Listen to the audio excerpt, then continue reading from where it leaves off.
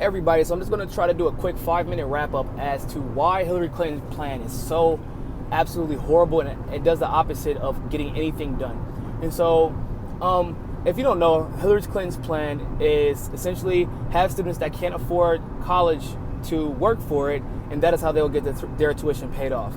However, she's actually offered no substantive plan as to how college tuition will be lowered. All she says is that you'll give us jobs to pay it off.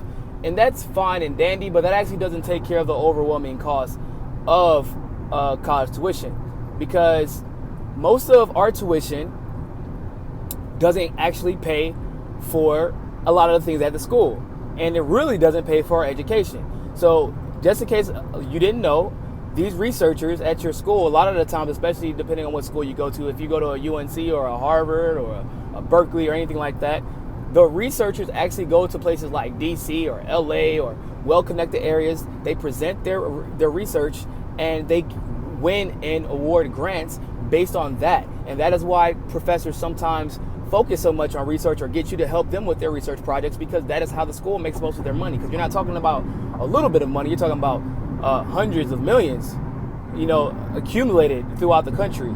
So, and that's the part where the professor's salary also comes from. And so, here's the problem with that. Hillary's telling you to work for your tuition, and she actually has zero plan as to how that is going to help reduce tuition.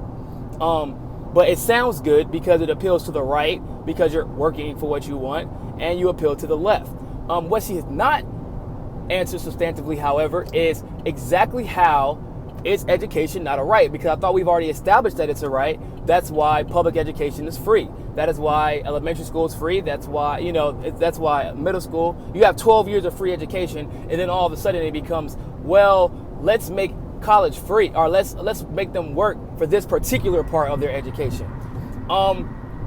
That's just not gonna, it doesn't make any sense, because all you are doing is perpetuating the same problems that a lot of these students had when they were in high school. So I can tell you that I had to work almost 20 to 25 hours a week my junior and senior year, and even though I got pretty damn good grades, I still didn't get the grades that I wanted to. I still didn't get to participate in all the extracurricular activities I wanted to, because I was working. I had to work. That was just the family dynamic. We didn't have a lot of money, and that's a lot of people. So when you're doing that, what can you not do? I don't have the same time to stay after school and study for the SAT like you. I don't have the same time to apply and go visit all these Ivy League schools and schedule orientations all over the country. I don't have time to get connected. There's a lot of things you can't do when you have to work for your education, and there's also an added pressure to that. So all you end up doing is, at that level, you have the same people who were plagued by this in their youth go to college and have to deal with the same thing, except for with more rigorous work, in their entire career hanging over their head.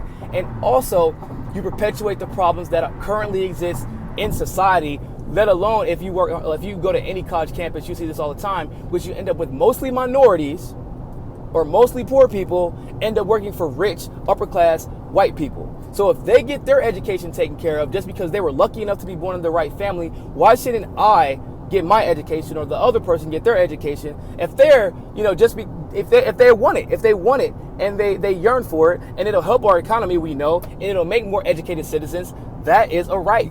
We have a right to pursue happiness, and education most obviously assists with that right. So we've agreed on that, which is why public education is free at every other level. And I don't see why we can't have a situation very similar to what we have at the grade school level. And so what her plan does is only make sure that poor people don't have time to study as much as they should to get into their good law schools, to get into their good graduate schools, their PA schools, or what have you. It makes sure that we can't do things like have extra time to study for the LSAT, because as any of you know, most of us, I'm telling that's me included, you don't have a year off of school. You can't afford to take a year off of school to study for the LSAT, because you have a family to take care of. You have a lot of pressure on you to go out and get this stuff done. And that's why you rarely find minorities as doctors, as in PhDs.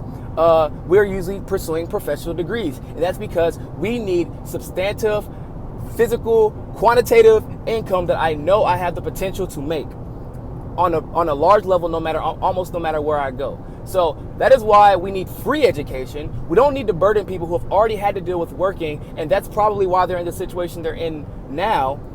We don't need them having to work throughout school when they should be concentrating on getting their schoolwork done instead of concentrating on just getting good grades.